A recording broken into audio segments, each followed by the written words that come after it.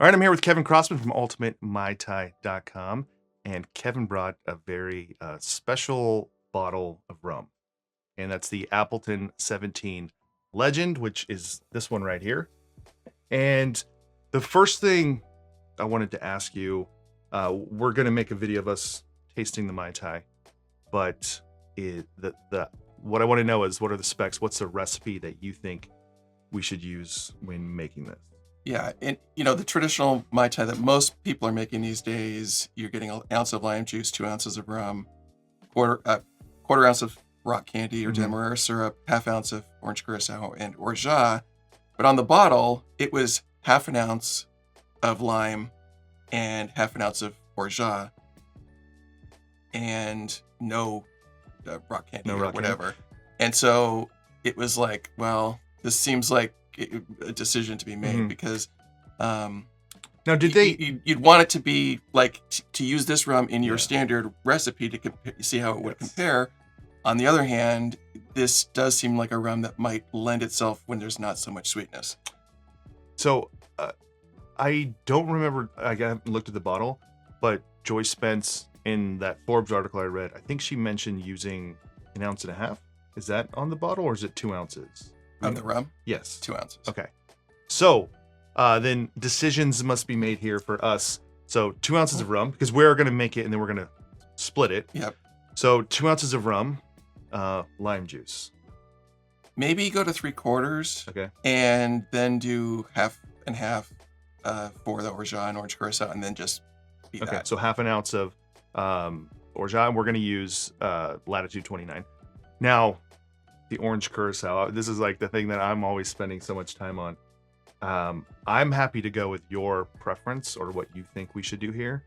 I would say the orange curacao blend I've been using, which is the Garrett Richard Sunken Harbor Club, I do love it, but the more I'm drinking it in cocktails or in Mai Tais, the sweeter it is and the more I'm tasting it. And when I first saw the Tropical Standard Mai Tai, the Garrett Richard Mai Tai, I think he uses 1 teaspoon of each, Grand Marnier and Clermont Creole Shrub. I love Garrett Richard, but like some of those things, they sound like, oh, it seems like a little dainty, a little pretentious, and then you start to realize, oh, it's because it was too sweet. Like he dialed that in for that recipe. So obviously not going to use that. What do you think we should use? Well, the Ferran probably is a little less sweet, and maybe in this case that's a good option here. Yeah. And it is the same orange curacao that I've had the other 2 times I've had this rum in a Mai Tai, so maybe that's good for me at least to compare. Yeah, and that's perfect because if it was up to me to choose, that's what I would choose because it is a good baseline, and I've not been disparaging of it. I just find it not as complex as some of the other ones, but we don't really want that in this. We don't really want the Clermont Creole Shrub type or the JM Shrub type flavors in this drink. I'm nervous about making this because I want it to be. I don't want to mess up. Oh, no, you don't want to mess it up. You don't want to mess it up.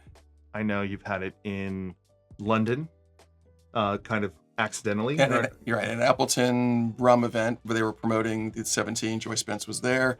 And they made like a little Mai Tai, and we got a little neat pour as well. And then I also had it at Smuggler's Cove with the full 2 ounce. Okay. And all that. And that was the Smuggler's Cove spec. So I'm guessing their house orgeat, and then 3/4 of lime. Okay, 3/4 of lime and Pierre Ferrand. Right. Okay. And are those the only 2 instances you've had it so far? So far. Okay. And do you want to share how we came across this? Basically, a friend of a friend had a bottle, and we did a little happy hour event, and she brought a bottle of that and gave it to the people that were part of that. So that was pretty cool. Thank you very much. Yeah, that's a really cool happy hour event. And if I've got rums, I try to do that. It was an event where I was sharing some rums that are rare, Cuban rum and rum from Jamaica you can't buy in the United States. So it was a good, everyone was sharing the wealth a little bit. And people are in the rum world, and I don't know if it's like it outside in other spirits, but seem to be very generous. You've been very generous when you've come over here a couple times and brought me some samples. Arminder came over and brought me some samples, including he had a bottle of Kohana that was one of those small bottles, and he gave me like 2 ounces of it. So, Oh, that's good stuff. and people come here. I don't have anything too fancy. I did offer Kevin the Kirkland Signature 15, which I'm waiting waiting to get an answer from him on that one. But so I'm excited to do this and share it with everyone. So we'll make that Mai Tai in a minute. But before we jump into that, you have another bottle here that you can maybe tell us what's in this bottle and what makes this, special and different. Sure. So Greg Easter wrote this book a few years back, and he is a guy who grew up with his parents knowing Trader Vic, and he hung out at Trader Vic's. He learned all these secrets and all these sorts of things. And the premise of this book is that it's a different way to do your cocktail making and all that sort of thing. It's a new approach. Now, unfortunately, he does all his measurements by weight, not by fluid ounces, which I find ridiculously annoying. And I don't want to have to deal with that. Yeah. And so he has this recipe as a recreation or clone of the 17-year-old Ray Nephew rum. And what he was getting to is that Vic was doctoring his rums with the rum Stroika, Okay. which is this like liqueur that you put raisins in with some rum, and you set it and shake it every couple of days for a week or whatever, and then you pour that little bit into the rum mixture along with some, I think, Grand Marnier. So it's like a sort of a lab version of a recreation of the original 17, and it's a very interesting rum. And a friend of mine, again, thank you very much, put this together and made me a bottle. So I thought it might be interesting to see how these two compare, given that they're sort of starting from the same place and ending up in different places in terms of the finished product.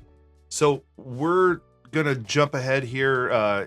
If you're watching this video, you probably clicked on a link down below, and you've maybe already seen that video. So that's kind of how we came around to the recipe, because I wanted to lean on you for how to do this, because I also wanted to recreate for you what you've already had, so you can I think it's nice now that you're able to have the drink like a couple times to really maybe understand it better than just one time.